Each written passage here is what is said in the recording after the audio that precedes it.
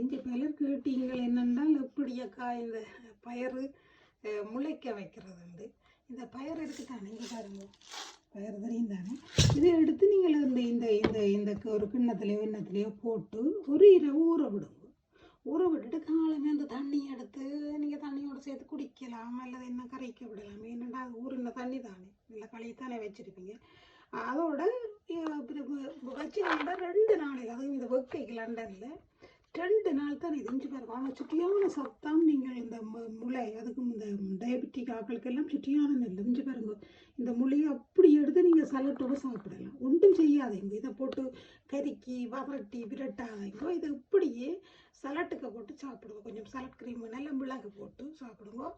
எல்லாம் முளைக்க வேண்டியது மாதிரி வெந்தயம் முளைக்க வச்சு எல்லாம் அதே மாதிரி மல்லி முளைக்க வச்சு போடலாம்.